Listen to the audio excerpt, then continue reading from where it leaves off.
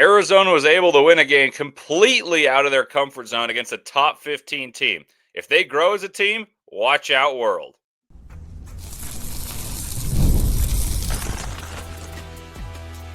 You are Locked On Wildcats, your daily podcast on the Arizona Wildcats. Part of the Locked On Podcast Network, your team every day. Hello and welcome into Locked On Wildcats, part of the Locked On Podcast Network, now the #1 sports podcast network around. I'm your host, Leif Thulin, your resident college basketball guru, stats nerd, point guard by game, and ball knower by trade. And I'm excited to talk Arizona hoops with you today. Today's episode is brought to you by Game Time. Download the Game Time app and create an account and use code LOCKEDONCollege for $20 off your first purchase. Today on the show, we got a good one for you. I'll break down Arizona's nail-biting win over the Bruins, break down where the game was won, how Arizona got over the finish line with tactical adjustments, and what does this win mean for the team, and what is on the horizon for a loaded Arizona squad. So without further ado, let's dive right in. Arizona beat UCLA. We all know that. And it was in a game where UCLA had the tempo that they preferred. The tempo was catered to UCLA style because they were able to limit the pace of this game. Arizona did not maul them in the paint in a way that Arizona typically can, scoring, 50, 60 points in the paint. Arizona's best player, Koop, was ineffective, and their second best player, Jaden Bradley, did not score or assert himself until the very end. And boy, was he necessary at the very end. So I'll get to that. So don't take that as a slight. But to me, that means this team has many, many pathways to win. And that's a good thing that they struggled in this game and still found a way. More so than if they'd played fantastically and blown the doors off UCLA. Finding out you can win a game that is not conducive to your style and your best players didn't play well shows resilience and toughness that is absolutely vital for winning championships. Winning ugly has been something Arizona's not done well. They have not been able to do it, and that's why they've lost to Houston in the 2022 when Benedict Matherin's team got slowed down. They were beaten by a very physical Houston team that slowed the tempo. They lost to Princeton despite holding 10-point advantages at numerous junctures and could not figure a way to win that game. And then against Clemson was able to stay close on the glass with an enormous Arizona team. And when you're battling against a team like that and you can't win the glass and you're slowed down, it's harder to win. And that's how they lost those madness games. This exact game script unfolded here against UCLA. But this time, Arizona had the answers. And it wasn't the usual suspects who provided the answers because this team is not only super talented, but there's a depth of talent and there's a maturity to the talent.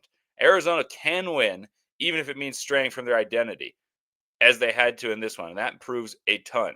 Their ability to stray from identity vastly and have 4 of their best 8 players struggle and 2 of whom who will be double-digit scorers on the year not play well at all. And one of whom I think is a potential All-American in Koop, will be absolutely important and vital throughout the entire season, was unimportant, a non-factor in this game.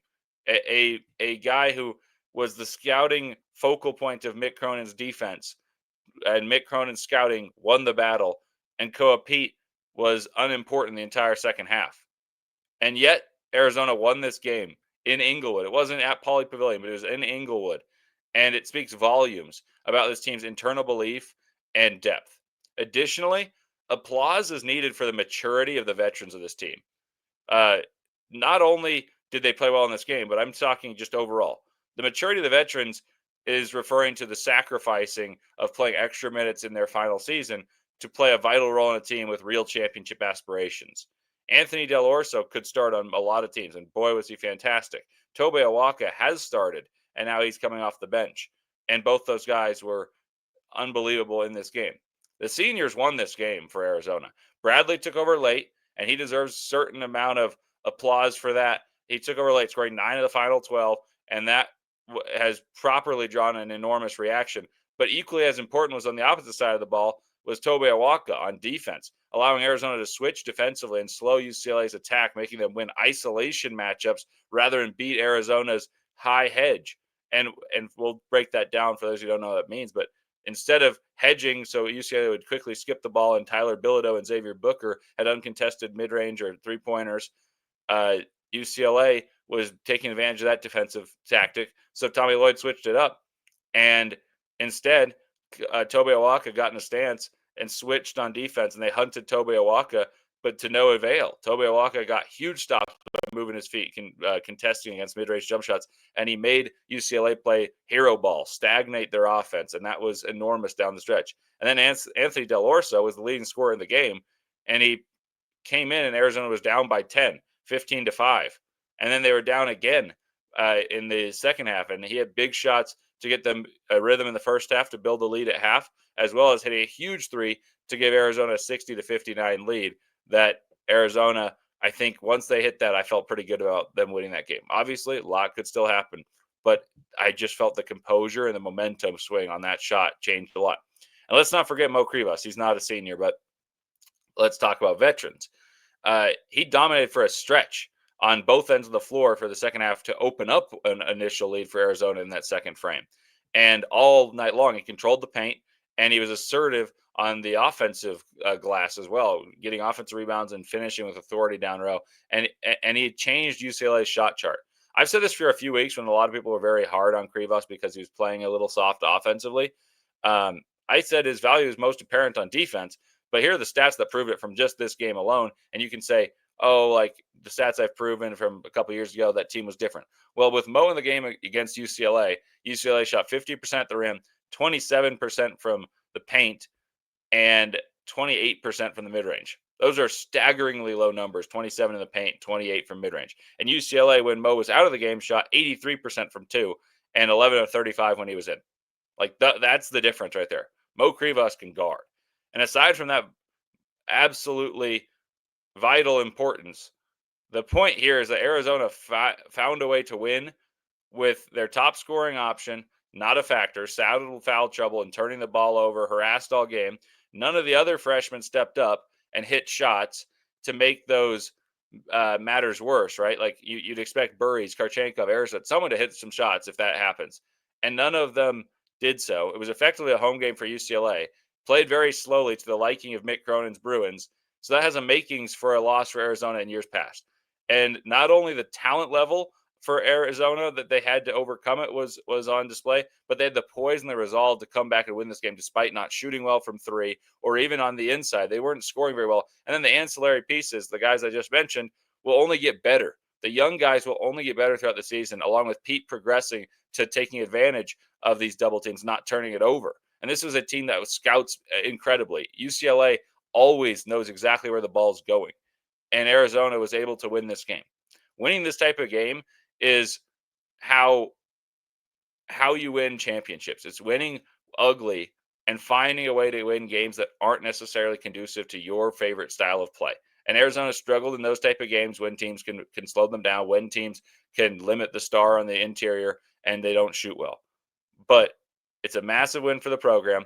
And right now, unequivocally, Arizona has the best resume in college basketball. It's not even close. And if it was voted like that, in terms of best wins, Arizona would be number one in the country, and it would not be close. Having beaten Florida on a neutral and having beaten UCLA on a neutral, it's not close.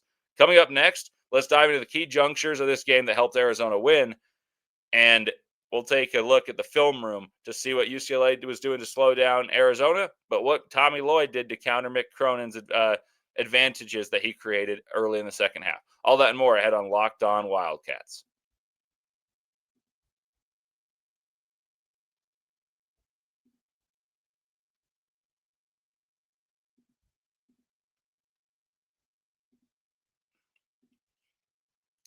The NBA is back, and there's no better place to get in on the action than FanDuel, the official sports betting partner of the NBA. Even if you miss the start of the game or want to ride the hot hand, FanDuel has live bets on everything, from who will score next to fourth quarter comebacks. Plus, you can even combine live bets into a same-game parlay for a shot at a bigger payout. It keeps every game exciting, especially when your team's making a late push. Right now, FanDuel is giving new customers $300 in bonus bets when your first $5 bet wins. So head to FanDuel.com to sign up and play your game with FanDuel, the official sports betting partner of the NBA.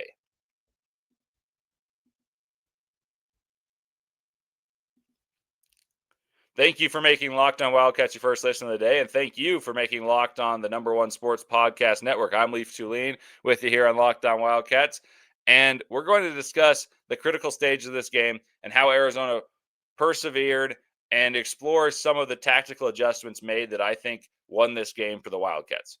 So let's talk about kind of the start of this game and where it got dicey. Arizona began this game trailing 15-5, shooting 1 of 9 from the field with a host of turnovers.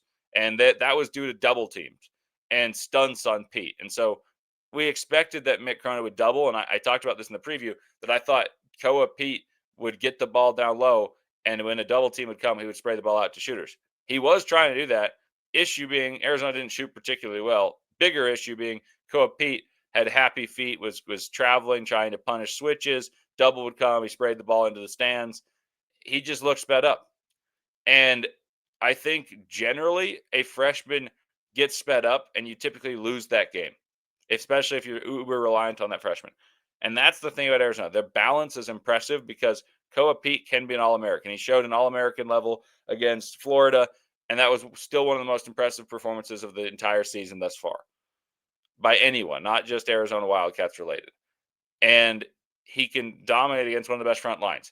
But you're also susceptible to seeing new things and being sped up. And usually those teams that are reliant and have a freshman that good typically are going to lose that game. And Arizona was able to respond. First things first, Mick Cronin's a film junkie. Like, he's known in the college basketball community as a guy who is always going to come in with a comprehensive scout. And it's going to be solely dedicated to making anyone beat them but Pete. That was what the premise was. Arizona's first big response to that putrid start was Dell'Orso coming into the game, and he and Tobe Awaka manufactured great shots for the Wildcats by creating individual advantages and hitting difficult shots. Like, Arizona didn't necessarily create beautiful shots, and it wasn't like a stylistic thing.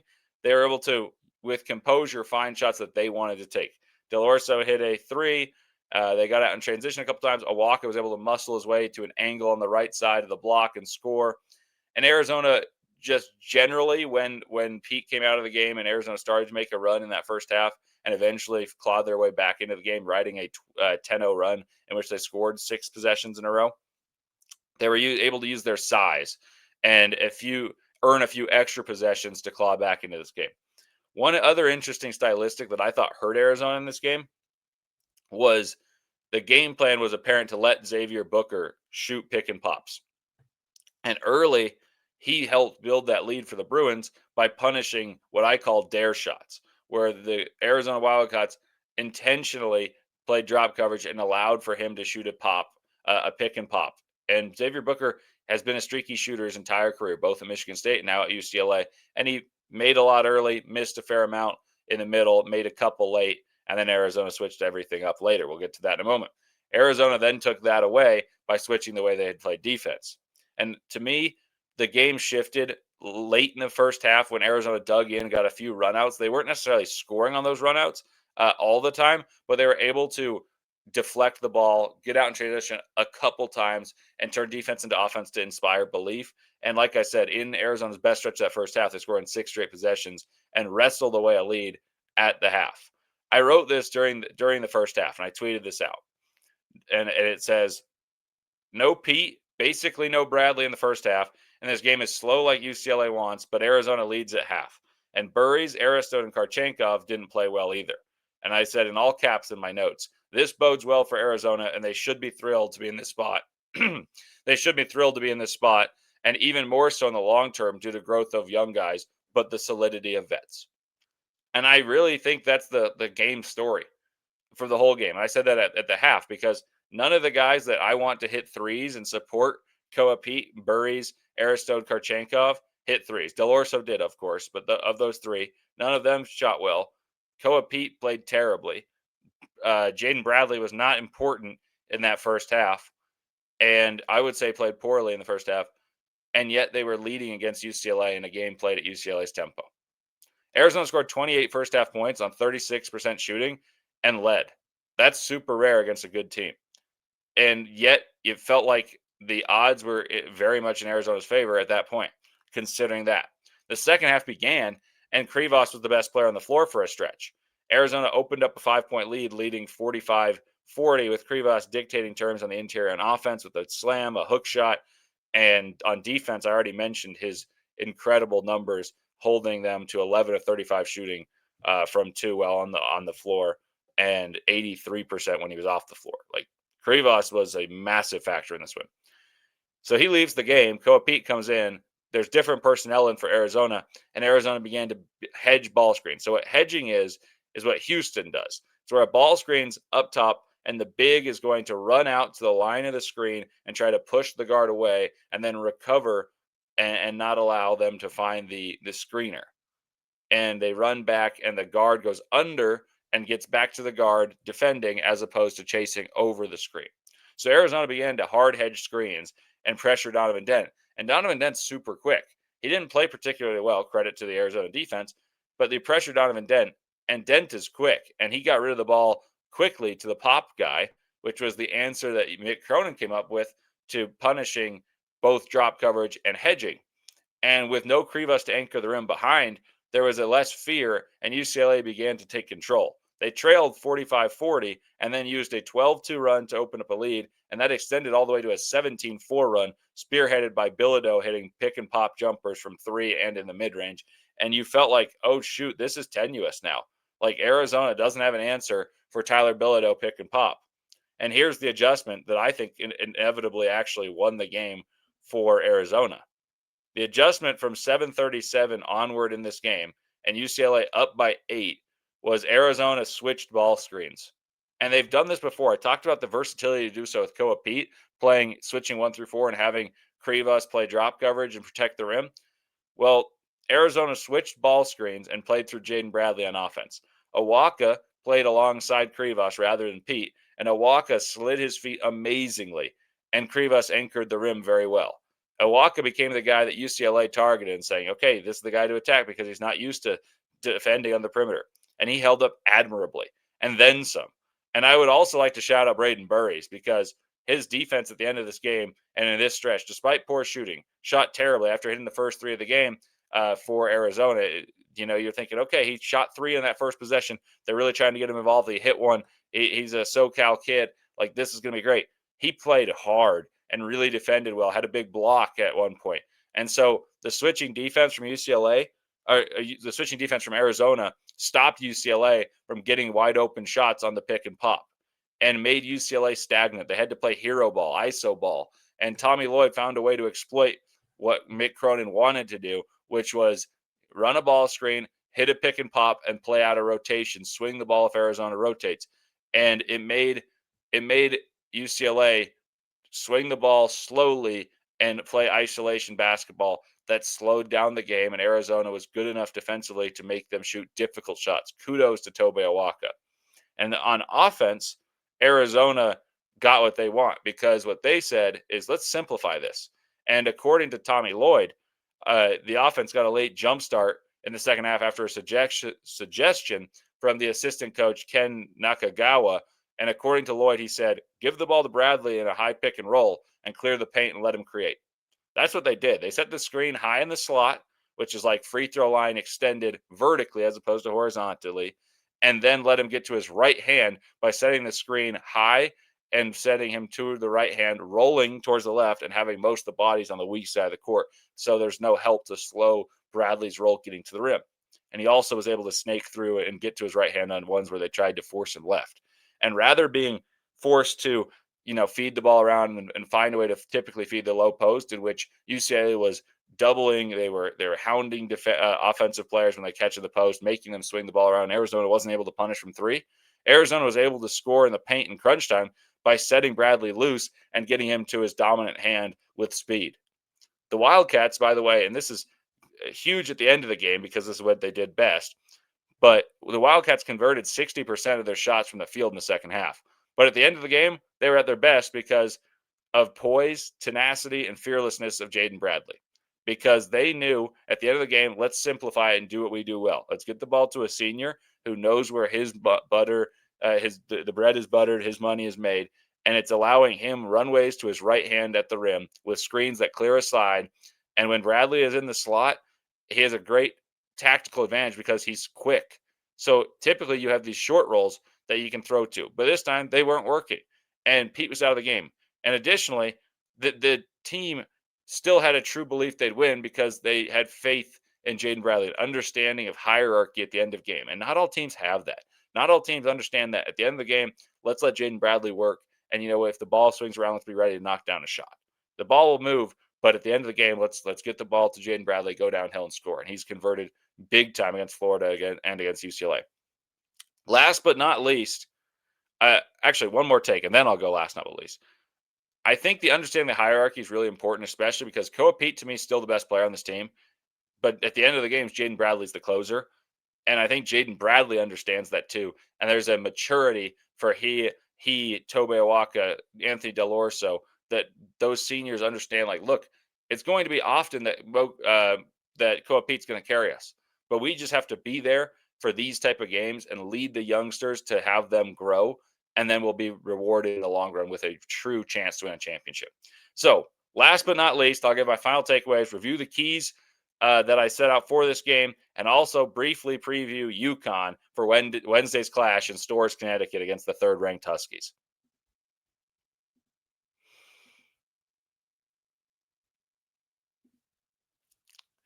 College football is back, and I couldn't be more excited. The tailgates, the rivalries, and the energy in the stands, and there's nothing like it. But let's be real. Actually getting the tickets can feel like more of a battle than the game itself. Endless queues, hidden fees, prices jumping at checkout. That's why I use Game Time, the app that gives the advantage back to the fans. It's the easiest way to score last-minute tickets at the best prices with no surprise fees. What you see is what you pay. I pulled up Game Time, and in just a couple of taps, I saw amazing deals. I'm talking about your favorite college football games as low as $25. It's faster, cheaper, and less stressful than any other way I've bought tickets. So take the guesswork out of buying college football tickets with Game Time. Download the Game Time app, create an account, and use code LOCKEDONCollege for $20 off your first purchase. Terms apply. Again, that's promo code LOCKEDONCOLLEGE for $20 off. Swipe, tap, ticket, and go download Game Time today.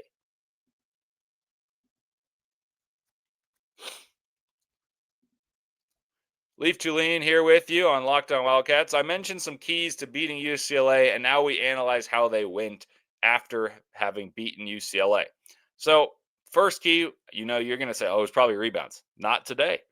The key was control the pace and or the paint.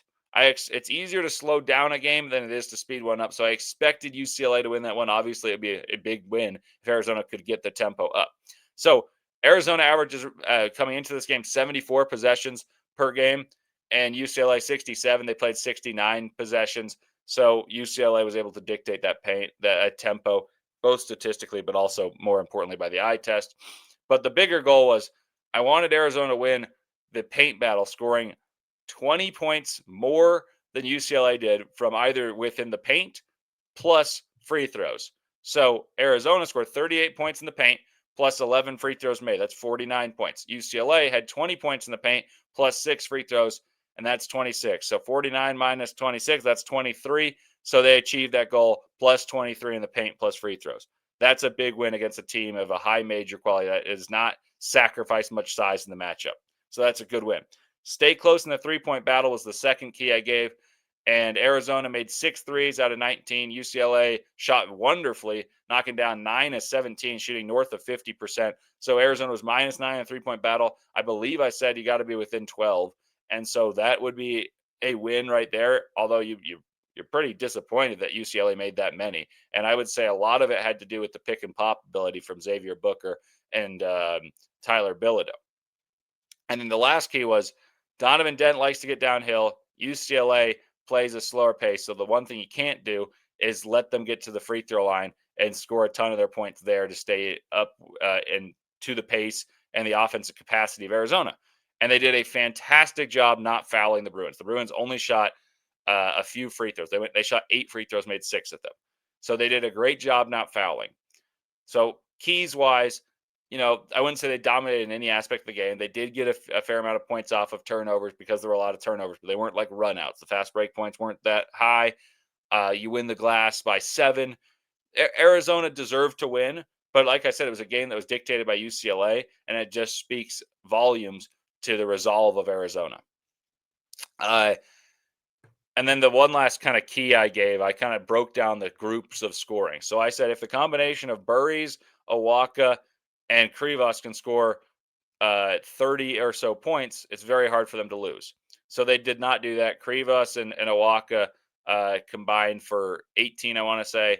Burries only hit one field goal. He did make some free throws. So you didn't quite get to 30. And then I said, so that's one group if you can get there.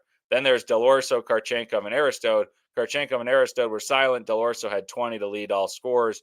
And I said if they could score combined 20 between those three, which doesn't seem crazy at all, and the other tandem can score 30, that's 50 points to support Koop and Jaden Bradley, the best two players. And that makes this team really hard to beat because if that happens, you're usually expecting like 35 to 40 points between Pete and Bradley. In this case, Pete only scored 7 points. Bradley scored 15 late in the game. And so that's 22 there. But so none of them really achieved those numbers except for Dell'Orso on his own, scoring 20. And so typically I would say you're not going to win that game in that spacing. But if you can score 22 from the combination of Burries and Awaka, and 30 if you add in Krivas, that doesn't seem crazy. 10 apiece between those guys. Dell'Orso, Karchenkov, and Aristode combined for 20 doesn't seem crazy either. 35 to 40 from Pete and Bradley, not crazy either. And that's why this team's so hard to beat. That's one of the best 8-man rotations in the country, bar none. Like, I think that is probably the best top 8 in the country. And I wouldn't say any of them as a group that I just paired up lived up to their expectation, yet still found a way to beat a very good UCLA team. So in sum, Arizona's talented enough to have each of these groupings underwhelm and have a bad game from their star to beat a top-tier team in the country in their home city at a pace and a place unfamiliar to them. Arizona has more problem-solving skills this year than years past and more talent too. Their top 8's top tier, and I said this before the season. I've been super, super consistent. I think Arizona has the money and from the donors backing them to be in the mix for big fish for years to come. And they have the hand-chosen quality of selection chosen by Tommy Lloyd to have a clear pathway to make noise this season. I liked the top 8 to begin. They're better than I even knew. And I thought they could make noise before the season. I think so even more so now. Like I told you before the season, I said this in my very first show. I expect they'll be top 10 offensively, top 20 in pace, top 20 on the glass, and top 20 on defense. And right now they're 15th in defense. So ahead of pace there. And now they can win games that are a script that is not conducive to success for their team. Next up's UConn, and another chance to add to what already is, in my opinion, clearly the best resume in all of the sport of college basketball. Quickly on UConn, we don't want to go too deep into this because we're going to cover this the next couple shows. UConn, I said in my season preview, is the only game I projected a loss in non-conference for Arizona due to being a far trip, but also the meticulousness of their pace and how they run their offensive execution is very, very different. You're not going to see that many stagger screens and the action that UConn runs in typical games. But Arizona likely plays better than they did against UCLA, and UConn doesn't look like world beaters. They beat BYU by 2. They were leading by a lot in that game, but they had warts show. I'm going to do a film study on that, and they rely heavily on 3 and shooting it well. They don't shoot a ton of them, but they're shooting 40% from 3. Arizona doesn't need as much help on the interior as most teams need in dealing with emerging star Terrace Reed. And that takes away a lot of what UConn does well, is having players converge around Reed, and then he kicks the ball out and they swing the ball beautifully. That mitigates a lot. Tobe Awaka, by the way, just a note I found, he's the number 1 rebounder as an expected rebounder in the country per Evan Mia. And the reason I bring up Evan Mia is UConn's now favored to win by 5 at home, according to Ken Palm and Evan Mia. Florida was favored by 4.5, UCLA by 4.5 before the season. Arizona was favored against UCLA by the time it actually happened. I'll be curious to see what the line is. I expect UConn to be slightly favored. I expect UConn to be better than Florida because I wasn't very high in Florida. They're better than UCLA, but Arizona's legit. I said that before the season, but they're more legit than I ever knew, winning a game played at UCLA's pace, and their star not playing well at all. I'll have more analysis on this game tomorrow and on Wednesday prior to the game, and I'll do a little film study of UConn tonight, come back with the keys to the game, and a thought on if Arizona can beat UConn in stores and just how rare, if they could win that 5-game stretch of going 5-0 with wins over Florida, UCLA, and UConn is in the annals of college basketball. That is all to come this week on Locked On Wildcats. Thank you for joining me on Locked On Wildcats. Thank you for making Locked On Wildcats your first show, your first listen today. And for your second listen, check out Locked On Big 12. Drake Toll breaks down the most exciting conference in college sports, from the rivalries to the championships and every game in between. Find Locked On Big 12 on YouTube, wherever you listen to your podcast, part of the Locked On Podcast Network, your team every day.